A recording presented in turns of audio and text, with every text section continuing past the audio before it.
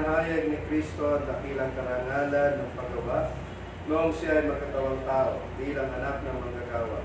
Sa pamagitan ng pagiging manggagawa, inalinhan ni Kristo ng pagpapala ang sumpang dulot ng kasalanan sa pananggawain ng sangkatauhan.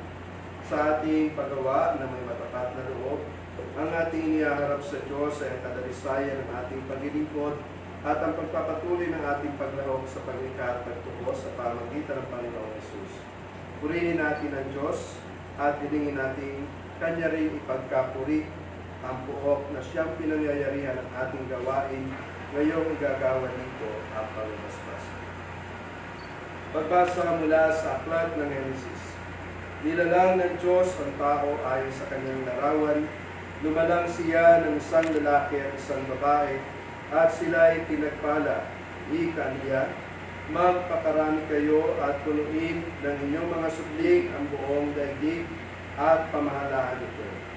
Binibigyan ko kayo ng kapangyarihan sa mga isda, sa mga ibon at sa lahat ng may ilap na hayop, maging malalaki o maliliit.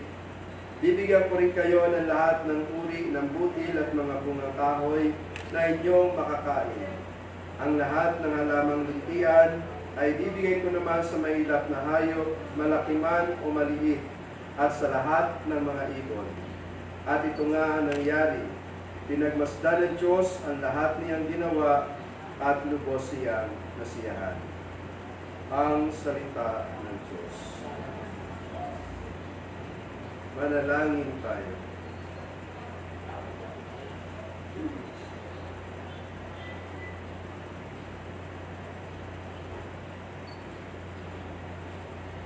Ama naming nasa langit, ang tanang mga tao ay iyong ipinagmamalasakit at ipinagtitiwala ang mga siwa dito sa daigdig upang sumagana ang lahat ng kasalo sa pagsisikap dinangin ang daigdig na ito.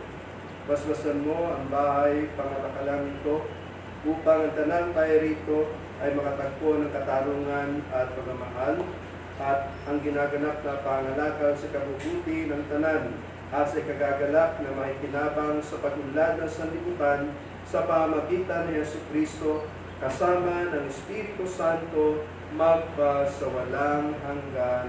Amen. Ang banal na tubig nawang ito ay magpalaala sa pakikiisa, sa kamatayan at muling pagkabuhay ni Kristo sa sakramento ng Biglang. Amen. Ama namin, sumasalangit ka, sambahin ang ngalan mo, mapasaamin ang kaharian mo, sundin ang loob mo, dito sa lupa para lang sa langit.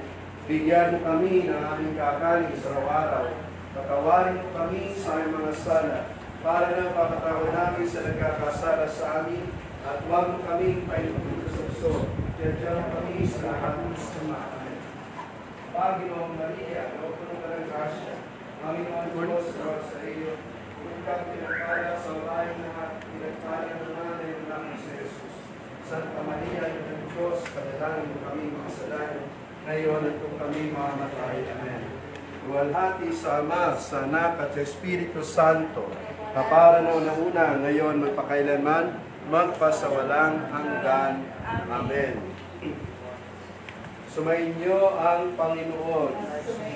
Ang Diyos Ama ay siyang bukal ng kabutihan at pagtitiwalang magtutulungan ng tanan bilang mapagmalasakit na magkakapatid, naway kanyang basbasan ng bahay pangalakalan ito sa kanyang pagduko. At pagpalain kayong lahat ng makapangyarihang Diyos, Ama at Anak at Espiritu Santo, tagay ninyo ang pag-ibig at kakayapaan ni Kristo. Salamat sa Diyos. Congratulations po sa inyo.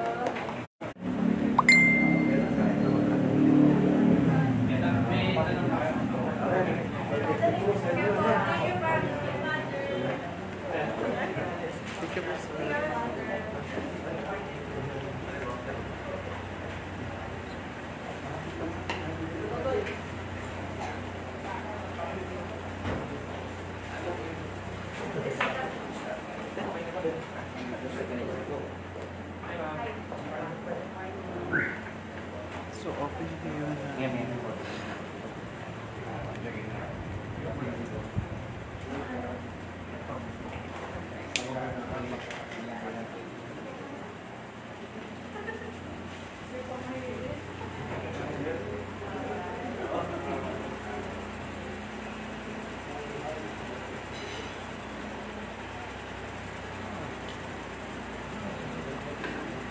Magandang umaga po mga taga Buwak, Marinduque. So antabayan na lang po natin ng kaunti ang pagre-ribbon cutting or ang pag-open ng BDO Network Bank dito sa Buwak, Marinduque. Malapit ito sa Buwak Museum. So katatapos lamang ng pagbibigay blessing dito sa nasabing bank.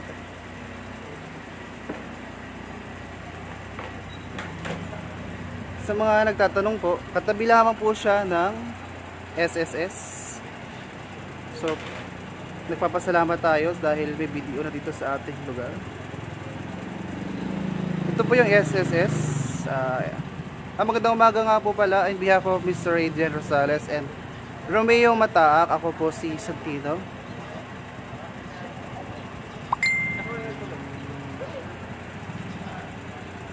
So, antabayanan po lang natin maya-maya ang pag-ribbon cutting.